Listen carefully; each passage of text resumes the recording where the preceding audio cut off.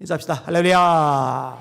따라하세요. 하나님, 이 밤에도 큰 은혜 주세요. 아멘. 성경에 보면은요, 싸움을 벌이는 장면이 많이 나와요. 특별히 이길 수 없는 싸움인데 이기게 하시는 하나님의 능력이 자주 나옵니다. 여러분들이 가장 잘 아는 싸움은 다윗과 골리앗의 싸움이죠. 이거는 다윗이 골리앗을 이길 수가 없어요. 인간적으로 볼 때는, 객관적으로 볼 때는, 또 전력적으로 볼 때는요. 일단 골리앗은 크고 다윗은 작아요. 골리앗은 전신 무장을 했고 다윗은 맨몸이에요. 골리앗은 배틀지만은 창이 있고 다윗은 막대기예요. 골리앗은 어릴 때부터 용사이고 다윗은 일개 목동이에요. 못 이겨요. 근데 중요한 개념이 나오죠. 전쟁은 여호와께 속한 것이죠. 이 다윗의 고백 속에서 나오는 표현입니다. 하나님이 이기게 하시면 이기는 겁니다. 이게 구약에 나오는 싸움의 모습이에요. 사무엘이 백성들과 더불어 미스바에 모였어요. 모여서 뭐를 해요? 회개하며 기도하는 거예요. 하나님의 말씀대로 순종하지 못한 것, 죄 가운데 빠졌던 것, 우상을 남겨두었던 것, 하나님을 기쁘시게 하는 일에 온 힘을 다하지 못했던 것, 이걸 가지고 회개를 하는 거예요. 이렇게 회개하며 기도를 드리는데 블레셋이 대군이 쳐들어왔어요. 이 긴박한 와중에 사무엘이 온전한 번제를 드립니다. 이 번제를 하나님이 받으셨어요. 전쟁의 승패가 하나님의 손에 달렸잖아요. 이길 수 없는 싸움인데 이겨요. 이 블레셋은요, 이미 전략을 다 짰어요. 전술이 다 가져졌어요. 무기를 이미 다 완벽하게 마련을 해놨어요. 그러니까 쳐들어왔죠. 이스라엘 백성들은 싸울 준비가 지금 하나도 안 되어 있는 상황이에요. 예배를 드리던 중에 쳐들어왔던 소식을 갑작스럽게 들었으니까. 그런데 이기잖아요. 그래서 도움의 돌, 하나님이 여기까지 우리를 도우셨다. 에벤에셀이라는 말이 그때 등장을 합니다. 거기도 주제는 하나님이에요. 하나님이 여기까지 이르게 하셨다.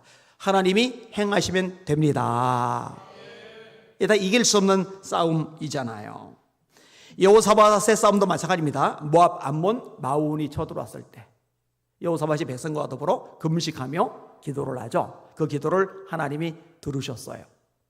하나님이 야시엘에는 선지자를 보내세요. 얼토당토하는 명령을 내리세요. 찬양대를 조직해라. 그래서 찬양대가 앞장서 갑니다. 여러분 생각을 해봐요. 이 찬양대는 무기를 갖추지를 않아요. 갑옷을 입지를 않아요. 근데 그들이 앞에 나가면은 맞아 죽는 것밖에 안 되는 거예요. 근데 찬송이 시작될 때에 하나님의 복병을 두셨다. 모압과 암몬이 하나로 묶이고 마온과 싸워서 이겨요. 그 다음에 모압과 암몬만 남았는데 둘이 싸워서 서로 질이 멸렬해 버려요. 여호사밧과 백성들은 3일간 스스로 망해버린 사람들의 물건을 가지러 갔다가 왔다가 이 일만 할 뿐입니다. 이길 수 없는 싸움인데 이겼죠. 여러분, 페르시아 시대에 하만이라는 사람이 아에수르 왕의 신임을 받죠. 1인 지하 만인 지상의 자리에 올라가요. 모르드게가 자기에게 절하지 않는다는 이유 때문에 악감을 품고 모르드게만이 아니라 모르드게가 속한 유대인을 몰살시키려고 작정을 합니다. 이 싸움은 이길 수가 없어요. 근데 모르드게가 믿음의 사람이죠. 또 에스더에게 네가 왕후의 위를 얻은 것이 이때를 위함이 아닌 줄 누가 알겠느냐 도전하죠. 그리고 승리를 거둡니다. 여러분, 모세가요 출애굽했을 때 애굽의 군대가 모든 병거를 거느리고 뒤쫓아옵니다. 앞에는 홍해가 가로막고 있고 뒤에는 애굽의 군사가 쫓아와요. 이거는 이길 수 없는 싸움입니다. 네, 하나님이 역사하시니까 홍해가 갈라져서 마른 땅으로 이스라엘 백성들이 건너고 쫓아던 애굽의 군사들은 물의 위력이 회복이 되면서 수장이 되고 말아요. 계속 반복이 돼요. 전쟁은 여호와께 속한 것이다. 오늘 본문의 배경도 마찬가지입니다. 너무나 중요하기 때문에 아마 제가 두고두고 기회가 될 때마다 한 번씩 점검하듯이 이 말씀을 나눌 겁니다. 여러분, 이 아말렉이요 뒤처진 백성들을 공격했어요. 근데 아말렉과 전쟁이 발생했는데 사실은 이길 수 없는 싸움입니다. 아말렉은 전쟁에 특화된 부족입니다. 여기저기 싸우러 다니는데 도가 텄어요. 그러니 당연히 전쟁 경험이 많아요. 무기도 넉넉하게 준비가 되어져 있어요. 이스라엘 백성들은 430년 동안 애굽에서 벽돌을 구웠어요. 벽돌을 굽던 사람이 무기를 가지고 싸울 수가 없죠. 게다가 무기도 없어요. 전쟁 경험이 없단 말이에요. 이길 수 없는 싸움이죠. 근데 놀라운 승리를 거두었어요. 자, 몇 가지 원칙들이 있어요. 이거는 되새기고 또 되새기기를 바랍니다. 첫째로 소수지만 충성하는 사람들의 모습을 염두에 둘 필요가 있어요. 여러분 오늘 본문을 자세히 보면은요, 여호수아가 택해요. 모세의 명령에 따라서. 이게 전 이스라엘 백성들이 아말렉과 싸우러 가는 게 아니에요. 여러분 출애굽하고 나서 첫 번째 전쟁이 바로 출애굽기 17장의 이 아말렉과의 전쟁입니다. 이스라엘 백성들은 430년 동안 전쟁을 치러본 경험이 없어요. 노예로서 노동에 투입이 되었을 뿐입니다. 그러니까 이 전쟁에서 선택이 돼서 싸우러 나간다라는 얘기는 죽을 가능성이 높다라는 얘기예요. 근데 죽을 가능성이 높음에도 불구하고 여호수아가 선택을 했을 때 거절하지 않고, 싸우러 가자고 했을 때 뒤로 물러나지 않고 기꺼이 싸웠던 이들은 충성된 하나님의 사람들입니다. 그리고 이들이 승리의 요인이 되는 겁니다. 여러분, 아까 기도원 얘기를 안 했잖아요. 뒷부분에 하려고 이제 안 했는데 32,000명과 13만 5천 명은 게임이 안 돼요. 근데 하나님이 줄여버렸잖아요. 22,000명으로. 그리고 하나님이 또 줄여버렸잖아요. 300명으로. 그리고 무기라고 해봐야 항아리, 횃불, 나팔이란 말이에요. 이 300명이 횃불과 항아리와 나팔을 들고 미디안의 대군이 있는 쪽으로 가라는 지시가 떨어졌을 때 이거 못 갑니다. 근데 여러분, 하나님이요, 이 지시가 떨어질 때 못 간다고 할 만한 사람은 이미 다 그냥 제껴 놓으신 거예요. 초반에 겁이 나는 사람 돌아가라. 하나님께서 모세를 기도원을 통해서 이렇게 지시를 내리게 합니다. 그러니까 겁나는 사람 22,000명이 돌아간 거예요. 만약에 32,000명을 전부 다 남겨놓은 상태로 미디안 대군을 향해 나가라고 말할 때 이 32,000명이 다 있었다면 그 중에 이탈자들이 생겨나요. 그리고 이 이탈자들은 나머지 사람들의 용기와 믿음을 갉아먹는 역할을 해요. 그러면 이길 수가 없어요. 믿음이 없이는 이길 수 없는 게 영적인 싸움, 하나님의 싸움이거든요. 그러니까 애초에 제끼는 거예요. 22,000명은 숫자는 많지만은 전쟁의 승리에 손톱만큼도 도움이 되지를 않아요. 그들은 차라리 빼는 게 나은 거예요. 그래서 22,000명을 빼내고 그 다음에 10,000명이 남았는데 이 10,000명에서 300명을 걸러내는 과정도 마찬가지입니다. 목이 마르지만 아무리 갈증이 심하다고 하지만 전쟁의 와중에 자기의 욕망, 자기의 어떤 육체적인 욕구, 이것을 자제하지 못하는 상태로 있으면 안 돼요. 아무리 갈증 나도 이렇게 떠서 먹으면서 주위를 살펴야죠. 그냥 얼굴 들이받고 먹어대면은 뒤에서 창을 찌르면, 칼을 휘두르면 죽는 거란 말이에요. 여러분, 고린도전서 9장에 보니까 특이한 말씀이 나와요. 이기기를 다투는 자마다, 우리는 이기기를 다투는 자마다, 그 다음에 연습도 열심히 하고 무장도 뭐 제대로 갖추고 뭐 다양한 얘기가 나올 것 같은데요, 엉뚱한 게 하나 같이 나와요. 이기기를 다투는 자마다 모든 일에 절제하나니 그들은 썩을 승리자의 관을 얻고자 하되 우리는 썩지 아니할 것을 얻고자 하노라. 이 모든 일에 절제하는 사람이 이기는 사람이라는 거죠. 내가 좀 갈증이 나는데 얼굴 들이맞고 막 퍽퍽퍽퍽 마시고 싶지만 이렇게 좀 해갈이 빨리 안 됐더라도 절제해가면서 주위를 살펴가면서 먹는 그 300명, 이들이 필요한 거예요. 이렇게 걸러낸 다음에 이들 보고 싸우러 가라 하죠. 이들은 충성돼요. 왜? 그 명령에 따라서 사지를 향해 나아가니까. 소수지만 충성된 사람들, 그들을 통해서 하나님이 역사하세요. 그럼 바울이 디모데에게 이렇게 말합니다. 내가 너에게 분부한 것을 충성된 사람들에게 가르치라. 그들이 또 다른 사람을 가르칠 수 있으리라. 충성된 사람들에게 부탁하라. 그들이 또 다른 사람을 가르칠 수 있으리라. 디모데는 목회자입니다. 목회자, 젊은 목회자 디모데에게 뭔가 일을 맡기는데 아무에게나 그냥 다 맡기지를 말고 선택해. 일부만 골라. 그들은 충성된 사람이어야 돼. 그들에게 부탁을 하면은 그들이 또 다른 사람을 가르칠 수 있을 거야. 여러분, 졸지 말고 잘 들어요. 예배 시간에 자꾸 조는 거는 뭔가 영적인 것 있는 거예요. 고쳐야 돼. 반드시 고쳐야 돼요. 충성되지 않은 사람은요, 감정 따라, 상황 따라, 처지 따라, 또 사람들의 반응 따라 이 변덕이 나와요.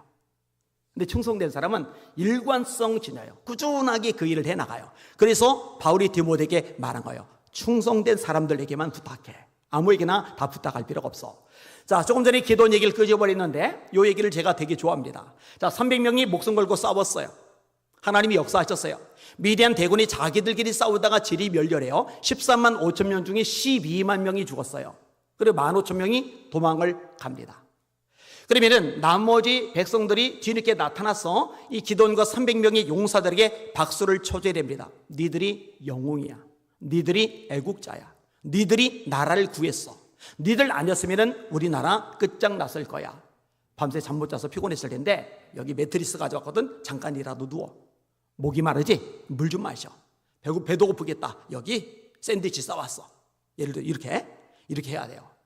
그런데 뒤늦게 나타난 세력 중에 가장 큰 세력인 에브라임이 기드온하고 크게 다투는 거예요. 너 왜 싸우러 갈 때 우리 안 불렀어? 말이 안 되는 걸로 트집을 잡는 겁니다. 이때 기드온이 모든 공로를 그들에게 넘겨주죠.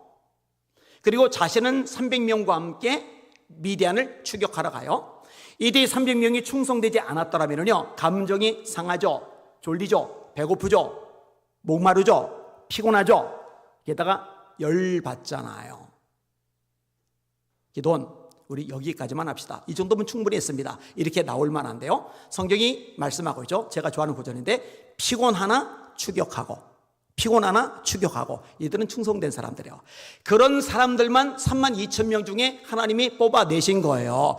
여러분 충성된 일꾼들 되시기를 예수님의 이름으로 축원합니다. 교회에서 주님의 일을 할 때요, 늘 기쁜 게 아니에요. 늘 지지받는 게 아니에요. 늘 좋은 일이 생기는 게 아니에요. 늘 사람들의 관심 속에 격려 속에 일을 할 수 있는 게 아니에요. 때론 태클을 거는 사람도 있어요. 때론 감정을 상하게 되기도 해요. 때론 몸이 지치고 피곤하기도 해요. 그런데 피곤하나 추격했던 이 충성된 사람들처럼 이 몸도 마음도 피곤하지만 내게 맡겨주신 사명이라고 생각하고 그 일을 끝까지 완주할 수 있는 충성된 여러분들 되시기를 예수님의 이름으로 축원합니다. 이런 사람들이 교회 안에 꼭 필요한 거예요. 파레토의 법칙이라고 있어요. 이탈리아의 경제학자인 빌프레도 파레토가 만들어낸 법칙입니다. 이걸 따로 말하면 2080 법칙이라고 그래요. 많이 들어보셨을 거예요. 2080 법칙이 뭐냐? 경제를 연구하는 경제학자란 말이에요. 이 국가의 재산이 있잖아요. 엄청난 재산이 있는데 20%의 사람들이 국가 재산의 80%를 소유하고 있다. 그러면 나머지 80%의 사람들이 20%밖에 가지지 못하는 거예요. 20%가 80%를 가지고 있다. 이런 원리를 찾아낸 거예요. 그리고 이것을 확대해서 적용하는데 맞아떨어지는 게 많은 거예요. 자, 예를 들어서 기업에서 20%에 해당되는 사람이 이 기업의 생산성 80%의 업적을 만들어내요. 그 회사에 사원들이 되게 많은데 그 모든 사원들이 회사에다가 큰 이득을 가져다 주는 게 아니라 상위 20%의 일을 잘하는 사원들 또는 임직원들이 80%의 결과를 만들어내는 거예요. 그럼 나머지 80%는 20%밖에 결과를 안 만들어내는 거예요. 사실은 회사에 큰 도움이 되지를 않는 사람들인 거죠. 이게요, VIP 마케팅에도 적용이 되기 시작을 합니다. 무슨 말이냐면요, 백화점에서 물건을 사잖아요. 그러면 돈을 많이 쓰는 큰손, 이 상위 20%가 백화점 매출의 80%를 사들이는 거예요. 그 나머지 80% 사람들이 20%를 사들이고, 그러니까 이 백화점이 고급화 전략을 쓰는 거예요. VIP, VVIP를 골라서 이들에게 더 많은 혜택을 주고 이들에게 더 많은 관심과 에너지와 서비스를 집중을 해요. 그러면은 소수에게 집중하면은 다수가 소외돼가면서 이 백화점이 손해를 볼 거느냐? 아니요. 왜? 어차피 20%가 80%의 매출을 올려주니까. 근데 이 법칙을 어디서 발견했는지 아세요? 개미에게서 발견을 한 거예요. 그 개미가 다 열심히 일하는 것 같은데 80%는 뺀질거린답니다. 20%가 열심히 일해서 나머지 개미를 먹여 살린다는 거예요. 나는 이것도 참 신기해요. 도대체 어떻게 그걸 관찰을 했을까? 여러분, 개미들이 다 똑같이 생겼는데 제 눈에는 도대체 어떤 놈이 일하는 놈이고 어떤 놈이 놀고 있는지 제 눈에는 구별이 안 가요. 여러분들 개미떼가 잔뜩 있는데 어떤 놈이 놀고 있고 어떤 놈이 일하는 놈인지 구별해서 일하는 놈들만 골라서 잡아와 보세요, 저한테. 그러니까 학자들이 참 묘한 구석들이 있는 거예요. 그러니까 전체가 다 일하는 것 같은데 20%가 일을 하는 거예요. 근데 재미난 일이 뭔지 아세요? 그러면 2라는 개미들이죠. 20%. 이 20%만 골라 잡아다가 놔두면은 이제 100%가 일할 것 같잖아요.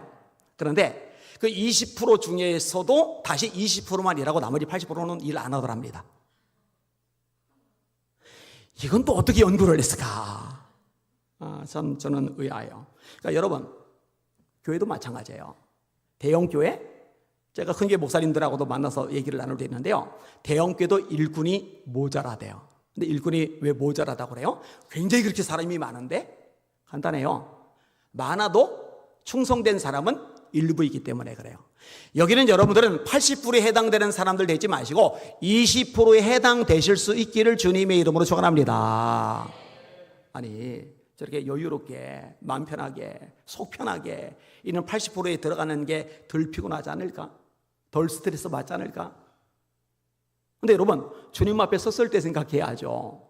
주님 앞에 설 때 잘했다 착하고 충성된 종아. 이 충성된 종아 이 소리 들어야 될 거 아니겠어요? 이 소리 듣는 여러분들 되시기를 예수님의 이름으로 축원합니다. 그렇게 되셔야 돼요. 충성된 사람, 충성된 사람. 이게 진짜죠. 예수님께 한전이 향유 붓는 이야기가 나오잖아요. 가론유다가 혼내잖아요. 예수님이 최측근이 같이 있는 일을 하는데 한바탕 망신을 준 거예요. 그러면 마음 상하잖아요. 그죠? 내가 헌신했는데 이 헌신의 가치를 짓밟아 버린 거예요. 왜 허비하는 거야? 나는 헌신했는데 중심에 있는 사람이 이걸 낭비로 취급을 해버린 거예요. 얼마나 기분이 나빠요. 안 하고 말지 이러고 뒤돌아서면요 이 여인 얘기는 사라지고 말 거예요. 그런데 끝까지 쏟아부어요. 예수님이 뭐라고 말씀을 하셔요? 이렇게 말합니다. 가난한 자들은 항상 너희와 함께 있거니와 나는 항상 함께 있지 아니하리라. 이 여자가 내 몸에 이 향유를 부은 것은 내 장례를 위하여 함이니라. 내가 진실로 너에게 이르노니 온 천하에, 온 천하는 온 세상이죠. 온 천하에 어디서든지 복음이 전파되는 곳에서는 이 여자가 행한 일도 말하여 그를 기억하리라 하시리라. 예수님이 이만큼 가치를 부여하시고 인정하시면 그걸로 충분한 겁니다. 여러분 너무 사람들의 반응에 영향받지 마시기를 주님의 이름으로 축원합니다. 인간적인 대접, 보상에 너무 마음 끌리지 마시기를 주님의 이름으로 축원합니다. 주님이 다 보고 계십니다. 주님이 다 알고 계십니다. 주님이 다 갚아주십니다. 충성된 일꾼들, 충성된 사명자들 다 되시기를 예수님의 이름으로 축원합니다. 뭐 이렇게 딴 거 자꾸 신경 써요. 그 의미 없어요. 그럴 필요 없어요. 그 다음에 충성된 이 소수의 사람들 못지않게 중요한 사람이 기도하는 리더이죠. 11절에 모세가 손을 들면 이스라엘이 이기고 손을 내리면 아말렉이 이기더니 이야기는 이제 귀에 닳도록 들어서 다 알잖아요. 그러니까 기도가 중요하다는 것. 이 모세의 기도에 백성들 전체 싸우는 백성들만이 아니라 싸움에 아직 참여하지 않은 나머지 백성들의 운명까지도 이 기도하는 모세 손에 달려 있는 거예요. 여러분 기도는 하나님의 보호자를 움직이는 기적의 통로입니다. 기도는 하나님의 승리를 가져오는 능력의 통로입니다. 그래서 하나님이 예레미야에게 말씀하시는 거예요. 예레미야가 아직 12대 뜰에 갇혀 있을 때에 여호와의 말씀이 두 번째로 그에게 임하니라. 이르시되 이 일을 행하시는 여호와, 그것을 만들며 성취하시는 여호와, 그의 이름을 여호와라 하느니가 이같이 이르시도다. 너는 내게 부르짖어라.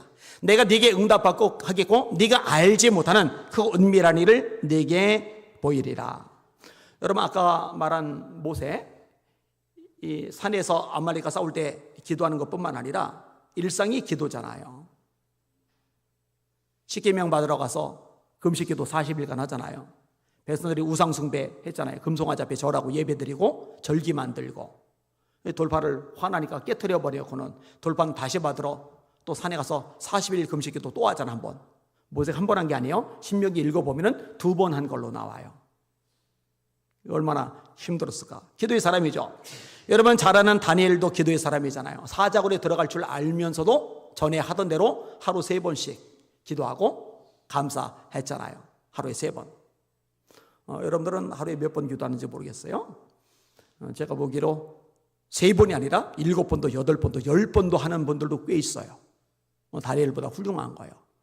그리고 작정하고 기도할 때는 21일간 집중 기도를 하는 장면이 나오죠. 여기서 이제 본따서 원당 순복음교회에서 다니엘 기도회, 그 다음에 오리온교회에서 다니엘 기도회. 원당 순복음교회도 오래전부터 시작을 했는데 거기는 안 유명해졌고, 오륜교회 김은호 목사님 다니엘 기도회가 굉장히 이제 유명해서 전국적으로 갔죠. 다니엘이 21일간 이제 기도하는 장면. 기도를 하는데 하나님의 응답 사인은 딱 떨어졌는데, 하나님의 응답을 가지고 오는 천사를 악한 영들이 막아요. 이때 기도가 중단이 되었더라면 문제가 생겼을 텐데, 기도가 계속 이어지니까 영적 싸움이 계속 벌어지죠. 하나님이 미가엘을 보내서 결국은 바사군과 싸워서 이기게 하세요. 그리고 하나님의 응답이 다니엘에게까지 오는 장면이 다니엘서에 나와요.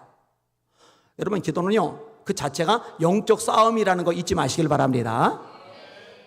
여러분, 성경 읽을 때, 또는 성경 공부할 때, 또는 설교 들을 때, 봉사할 때, 또 이런저런 활동할 때 괜찮은데, 기도할 때는 특별히 이 마귀가 회방을 자꾸 쳐요. 왠지 알아요? 기도하면 영적 권세가 생기거든요. 영적 권세가 생기면은 이 마귀가, 귀신들이, 악한 영들의 세력이 패배할 수밖에 없거든요. 기도 외에 다른 것으로는 이런 종교가 나올 수 없느니라 마가복음 9장에 예수님이 말씀하셨잖아요. 그래서 사도들도 기도에 올인하는 거예요. 교회가 커졌어요. 일이 많아요. 너무 복잡하고 할 일이 많다 보니까 사실은 산만해지는 거예요. 그래서 7 집사를 세우고 그들에게 모든 걸 맡기고서 우리는 기도하는 것과 말씀 사역에 전념하리라. 우리 부교육자들은 사실은 일이 안 많은 편입니다. 어느 정도 규모가 있는 교회들 보면요, 새벽부터 밤늦게 가지고 하루 종일 뺑뺑이 돌려요. 제가 이런 길 많이 봤어요. 그리고 부교육자들도 저를 찾아오고 그럴 때 있는데 얘기 들어보면은 진짜 기도할 시간도 없대요.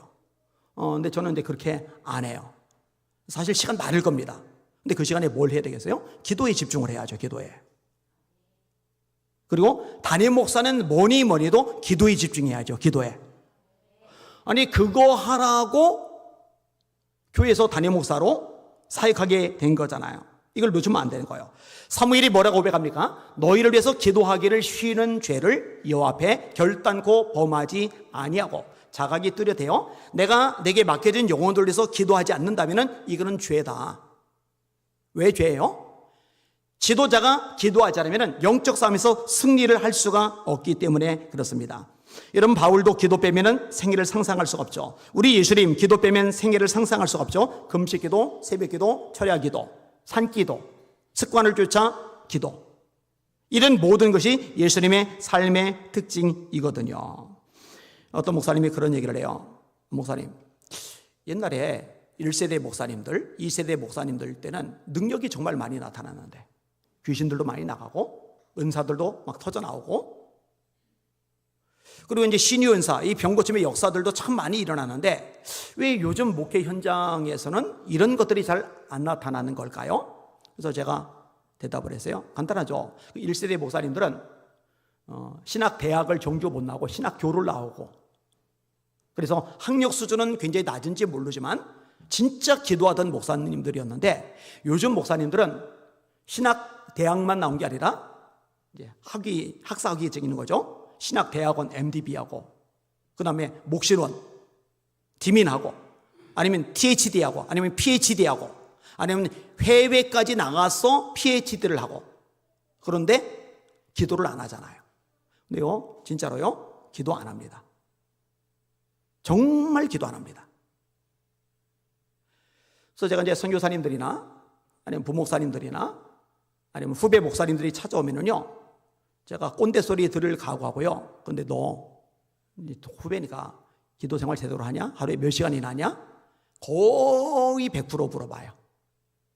사실 오늘도 선교사 부부가 찾아왔었는데, 우리 에게 부교육자로 있다가 지금 조조에 있어 사역하고 있는데, 깊이 얘기할 시간이 없었어요. 기아대책 이사회가 우리 교회에서 있었기 때문에. 안 그랬으면 제가 앉혀놓고서 한번 따져 물었을 텐데, 목사님들 있고 있는 와중에서 공개적으로 거기서 또 묻기는 애매하더라고요. 기도해야 돼요. 기도 없이는 아무것도 되지를 않아요.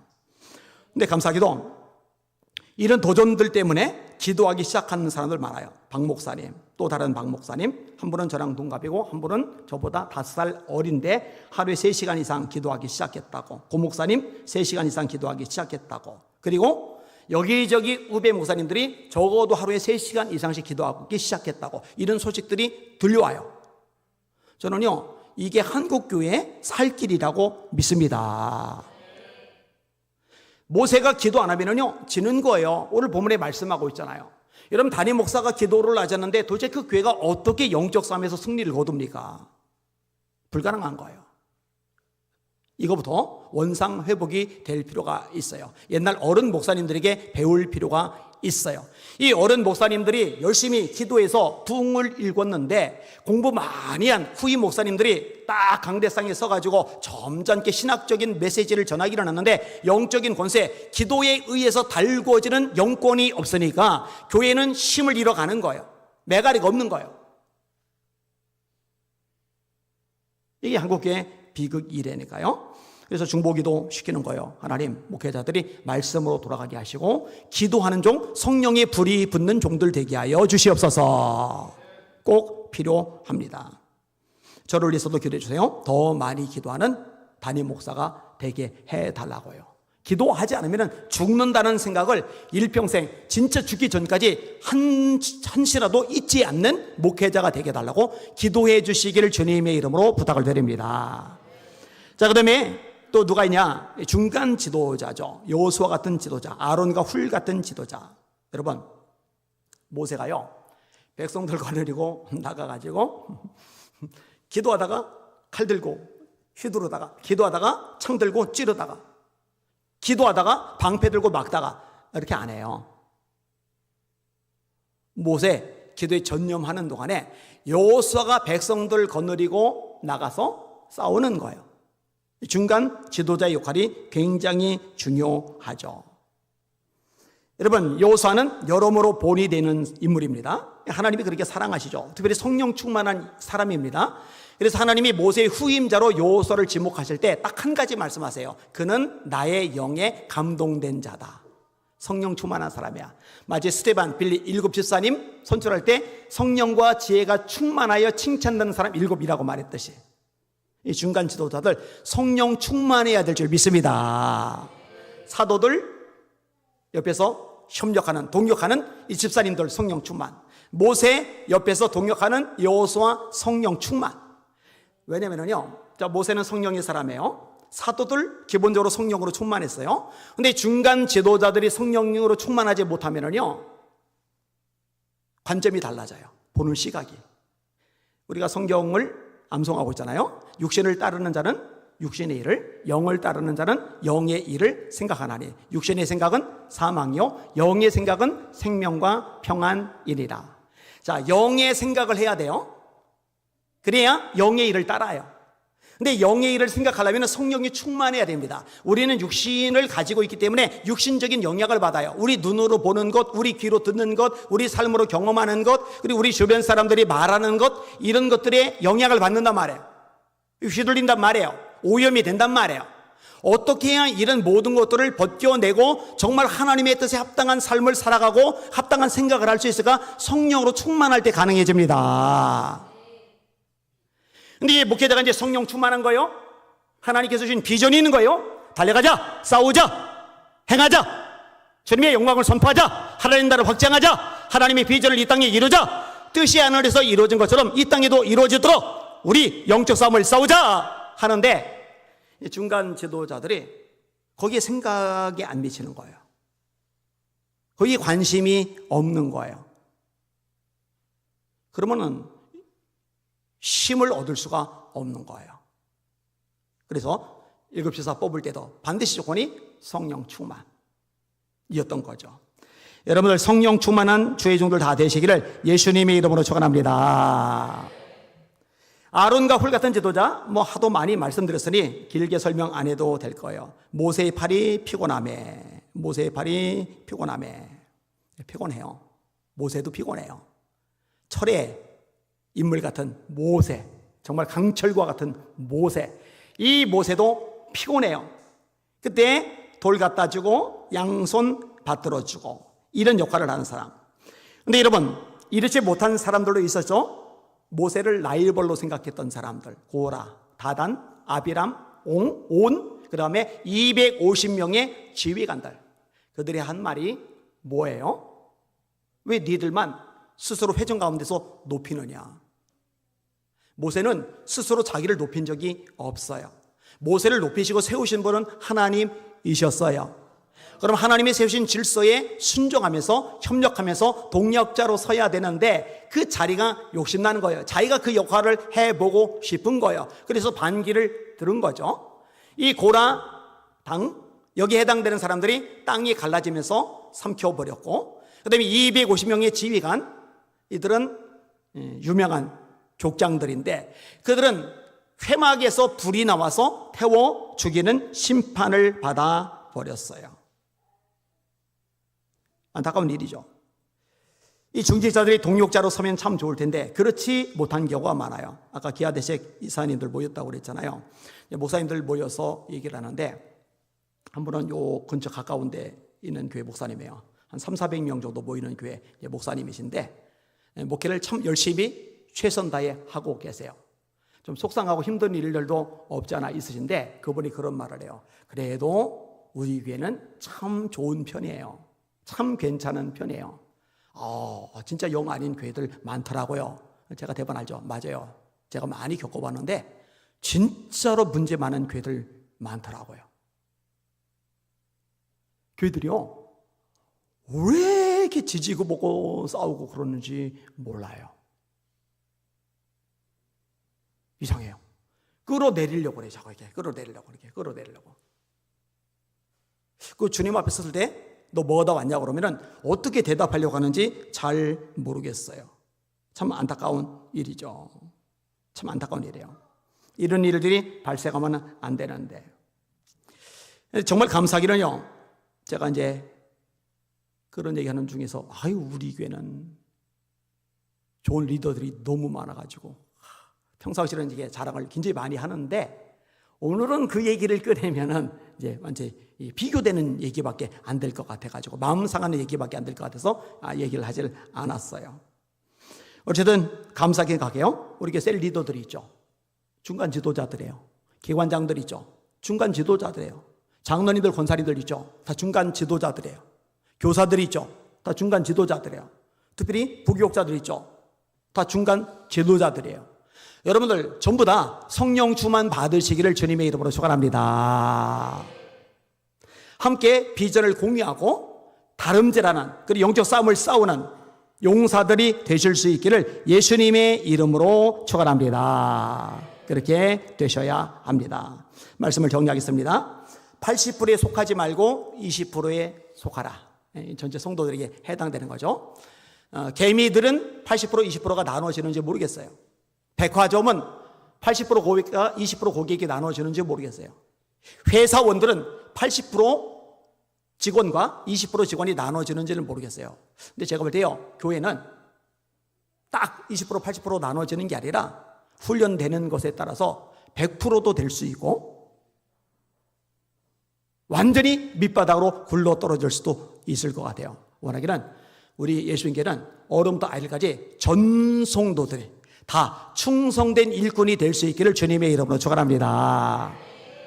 저도 정신 바짝 차리고 더 기도할게요. 절대로 놓치지 않을게요. 아직까지는 놓치지 않고 있어요. 제 아내한테 물어보시면 돼요.